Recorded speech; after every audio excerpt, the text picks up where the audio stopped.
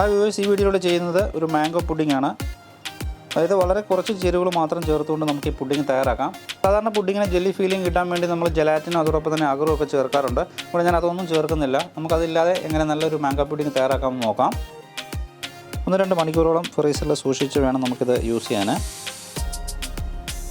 ഇതല്ലാതെ നല്ല രീതിയിൽ നമുക്ക് പുഡിംഗ് തയ്യാറാക്കാമെന്നുണ്ടെങ്കിൽ തീർച്ചയായിട്ടും എന്നെ സജഷൻസ് അറിയിക്കുക. അപ്പോൾ അതിന് നമുക്ക് ചാനലിൻ്റെ ഇൻട്രോ കാണാം. നേരെ ഇൻട്രോയിലേക്ക്.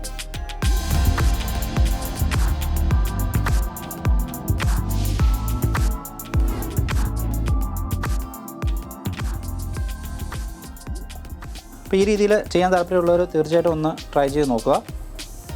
അതുപോലെ തന്നെ പെട്ടെന്ന് സെർവ് ചെയ്ത് കഴിക്കാനും ശ്രദ്ധിക്കണം. അപ്പോൾ ഇരിക്കും തോറും അത് മെൽറ്റായി പോകും. അപ്പോൾ അതിനുവേണ്ടി ഞാനിവിടെ എടുക്കുന്നത് 3 നല്ല പഴുത്ത മാങ്ങയാണ്. നമുക്കിതിലേക്ക് വേണ്ടത് നല്ല പഴുത്ത മാങ്ങ തന്നെ ആയിരിക്കണം. മാങ്ങ നമുക്ക് പല രീതിയിൽ കട്ട് ചെയ്യാം. ഞാനൊരു മെത്തേഡ് ഇവിടെ കാണിക്കുന്നുണ്ട്. ഇതേപോലെ ഓരോ പീസ് കട്ട് ചെയ്തെടുക്കാം. 2 സൈഡ് ഇതേപോലെ കട്ട് ചെയ്തെടുക്കാം. ഇതേപോലെ വരഞ്ഞ് കട്ട് ചെയ്തെടുക്കാം. അതിനുശേഷം തിരിച്ച് വെർട്ടിക്കൽ ഹൊറിസോണ്ടലുമായിട്ട് ഇതേപോലെ കട്ട് ചെയ്തെടുക്കാം. ഇത് ഒരു മെത്തേഡാണ്. നമ്മൾ നോർമലി മാങ്ങ എങ്ങനെ നല്ല രീതിയിൽ കട്ട് ചെയ്തെടുക്കാം എന്നുള്ളൊരു മെത്തേഡാണ് ഞാൻ കാണിക്കുന്നത്. അതിനുശേഷം നമ്മൾ സ്പൂൺ ഉപയോഗിച്ച് നമ്മളിത് പീൽ ചെയ്തെടുക്കുകയാണ് ചെയ്യുന്നത്. നല്ലൊരു സ്പൂൺ ഉപയോഗിച്ച് നമുക്കിനി ഇതേപോലെ ചെയ്തെടുക്കാം. ഇതേപോലെ തന്നെ നമുക്ക് ബാക്കിയുള്ളതും ചെയ്തെടുക്കാം. ഞാൻ എടുത്തിട്ടുള്ള 3 മീഡിയം സൈസ് മാങ്ങയും കട്ട് ചെയ്തെടുത്തിട്ടുണ്ട്. ഇനി ഇത് നല്ലപോലെ ഗ്രൈൻഡറിലൊന്ന് അരച്ചെടുക്കണം.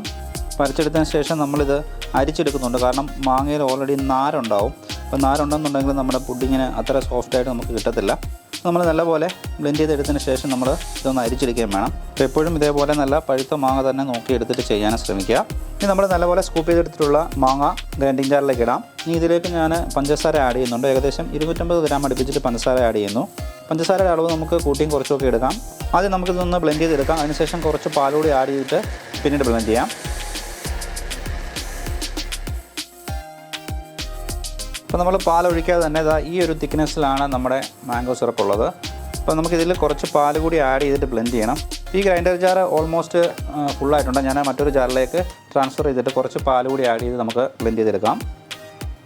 ഇനി നമുക്കിതിലേക്ക് കുറച്ച് പാൽ കൂടി ആഡ് ചെയ്ത് ഈ ഒരു കൺസിസ്റ്റൻസി മാറ്റിയെടുക്കണം. പിന്നെ ഇതിലേക്ക് ഞാൻ 1 കപ്പ് അളവിൽ പാൽ കൂടി ആഡ് ചെയ്യുന്നുണ്ട്. പക്ഷേ നമ്മളത് 2 സെക്ഷനായിട്ടാണ് ആഡ് ചെയ്യുന്നത്. ആദ്യം 1/2 കപ്പ് ആഡ് ചെയ്തിട്ട് നല്ലപോലെ ഒന്ന് ബ്ലെൻഡ് ചെയ്തെടുക്കുക. പിന്നീട് ബാക്കി 1/2 കപ്പ് കൂടെ ആഡ് ചെയ്തിട്ട് നമുക്ക് ബ്ലെൻഡ് ചെയ്തെടുക്കാം. അപ്പോൾ ഇനി ഇത് നല്ലപോലെ ഒന്ന് ബ്ലെൻഡ് ചെയ്തെടുക്കണം. അപ്പം ബാക്കിയുള്ള 1/2 കപ്പ് പാൽ കൂടി ഞാൻ ആഡ് ചെയ്യുന്നുണ്ട്.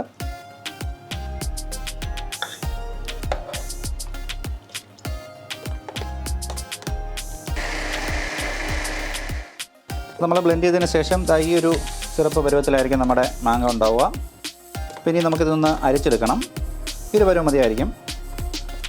ഇനി നമുക്ക് ഇതേപോലുള്ളൊരു അരിപ്പയിലേക്ക് ട്രാൻസ്ഫർ ചെയ്ത് നല്ലപോലെ അരിച്ചെടുക്കാം.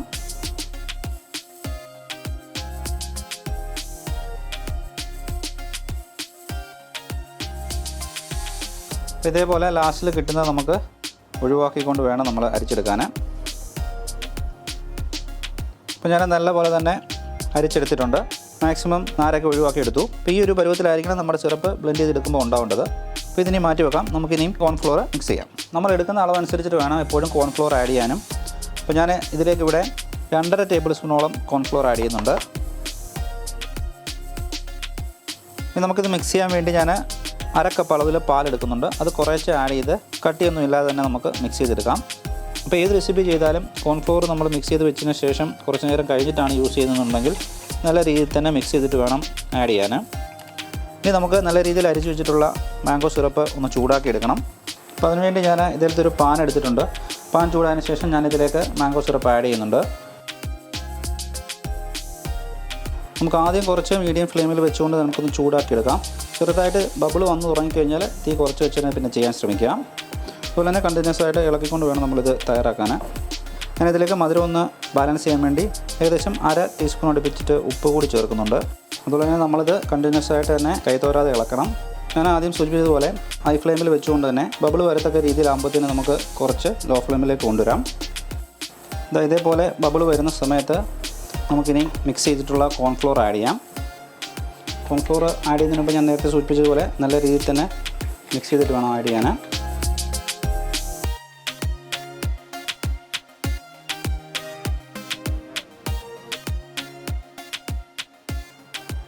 നമുക്കിനി 1/2 ടീസ്പൂണോളം വാനില എസൻസ് കൂടി ചേർക്കാം. അതിനുശേഷവും നല്ലപോലെ മിക്സ് ചെയ്തെടുക്കുക. എപ്പോഴും കോൺഫ്ലോർ ആഡ് ചെയ്തതിന് ശേഷം നല്ലപോലെ ഒന്ന് ഇളക്കിയെടുക്കുക. ചെറിയ രീതിയിൽ തന്നെ അത് ചെയ്യുക. പിന്നീട് ഒന്ന് ചൂടായിട്ടൊന്ന് കുറുകി വരുന്ന സമയത്ത് നമുക്കിത് ഓഫ് ചെയ്തിട്ട് തണുക്കാൻ വെക്കാം. അപ്പോൾ ഇവിടെ ഞാൻ ഏകദേശം 10-15 മിനിറ്റോളം ചെറിയ തീയിൽ നല്ലപോലെ കുറുക്കി എടുക്കുന്നുണ്ട്. അപ്പോൾ അത്യാവശ്യം ബബിളൊക്കെ വന്നു തുടങ്ങിയിട്ടുണ്ട്. അപ്പോൾ ഈ ഒരു പരുവം മതിയായിരിക്കും നമുക്ക്. ഇനി നമുക്കിത് തണുത്തതിന് ശേഷം നമുക്ക് സെറ്റ് ചെയ്യാൻ വെക്കാം.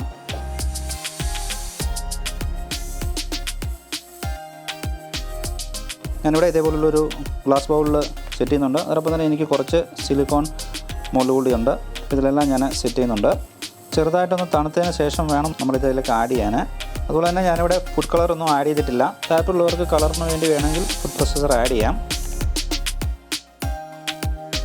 ഇപ്പോൾ എല്ലാ മോഡലും നമ്മൾ സെറ്റ് ചെയ്തതിന് ശേഷം ഏകദേശം 1-2 മണിക്കൂറോളം ഫ്രീസറിൽ സൂക്ഷിച്ച് വേണം നമുക്കിത് യൂസ് ചെയ്യാൻ. അതിനുശേഷം നമുക്കിത് ഗാർണിഷ് ചെയ്യണം. ടോപ്പിൽ ഞാനിവിടെ യൂസ് ചെയ്യുന്നത് കുറച്ച് കാഷ്യൂനട്ടും അതോടൊപ്പം തന്നെ പിസ്തയുമാണ്. പിന്നെ നമുക്കിത് ഫ്രിഡ്ജിലേക്ക് എടുത്ത് വെച്ച് സെറ്റ് ചെയ്യാം. അപ്പോൾ നമുക്ക് അവൈലബിൾ ആയിട്ടുള്ള മോഡൽ ഇത് സെറ്റ് ചെയ്തതിന് ശേഷം നമ്മളിത് ഫ്രീസറിലാണ് സൂക്ഷിക്കേണ്ടത്. ഇപ്പോൾ നോർമലായിട്ടുള്ള താഴത്തെ ടെമ്പറേച്ചറിൽ വെച്ച് കഴിഞ്ഞാൽ ഇത് സെറ്റ് ആവത്തില്ല. അപ്പോൾ അത് പ്രത്യേകം ശ്രദ്ധിക്കേണ്ട ഒരു കാര്യമാണ്. അതുപോലെ നമ്മൾ ഫ്രീസറിൽ കീപ്പ് ചെയ്യുന്ന സമയത്ത് ടോപ്പ് ഒന്ന് കവർ ചെയ്ത് വെക്കുന്നത് നല്ലതായിരിക്കും. അല്ലെങ്കിൽ നമ്മുടെ മോൾഡിനകത്തോട്ട് ഐസ് വരാനുള്ള സാധ്യതയുണ്ട്. ഞാനിവിടെ ഒരു അലൂമിനിയം ഫോയിൽ യൂസ് ചെയ്തിട്ട് കവർ ചെയ്ത് വെക്കുന്നുണ്ട്.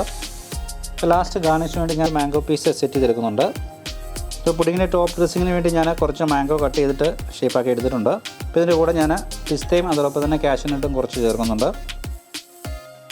അപ്പോൾ നമ്മളിത് ഫ്രീസറിൽ കണ്ടിന്യൂസ് വെക്കണമെന്നില്ല. നല്ലപോലെ ഒന്ന് സെറ്റായതിന് ശേഷം നമുക്കത് സെർവ് ചെയ്യാൻ എടുക്കാം. അപ്പോൾ കണ്ടിന്യൂസ് വെച്ച് കഴിഞ്ഞാൽ ഫുള്ളായിട്ട് അങ്ങ് ഐസായിട്ട് പോകും. അപ്പോൾ അത് നോക്കി തന്നെ നമ്മൾ ഫ്രീസറിൽ നിന്ന് എടുത്തിട്ട് സെർവ് ചെയ്ത് കഴിക്കാൻ ശ്രമിക്കുക. നമ്മളിതിൽ ജലാറ്റിനും അഗറൊന്നും ചേർക്കാത്തതുകൊണ്ട് ജെല്ലി ടൈപ്പിൽ ഉണ്ടാവത്തില്ല. പക്ഷേ നല്ല രീതിയിൽ നമുക്കൊരു പുഡിങ് വീട്ടിൽ തയ്യാറാക്കാം. അതുപോലെ പെട്ടെന്ന് സെർവ് ചെയ്ത് കഴിക്കാൻ ശ്രദ്ധിക്കേണ്ട ഒരു റെസിപ്പിയാണ്. ഞാൻ നേരത്തെ സൂചിപ്പിച്ചതുപോലെ കോൺഫ്ലവർ കൂടുതൽ ആഡ് ചെയ്തിട്ട് സെറ്റ് ചെയ്യാൻ ശ്രമിച്ചു കഴിഞ്ഞാൽ നമ്മുടെ മാംഗോ പുഡിങ്ങിൻ്റെ ടേസ്റ്റ് തന്നെ മാറിക്കിട്ടും. അപ്പോൾ ഈ രീതിയിൽ ചെയ്യാൻ താല്പര്യമുള്ളവർ തീർച്ചയായിട്ടും ഒന്ന് ട്രൈ ചെയ്ത് നോക്കുക. അപ്പോൾ എല്ലാവരും ഒന്ന് ട്രൈ ചെയ്ത് നോക്കിയിട്ട് വീഡിയോയെക്കുറിച്ചുള്ള അഭിപ്രായങ്ങൾ അറിയിക്കുക. മറ്റു നല്ല റെസിപ്പികളുമായിട്ട് വീണ്ടും കാണാം. Stay tune. Bye from Joji John, cook and serve Kerala style.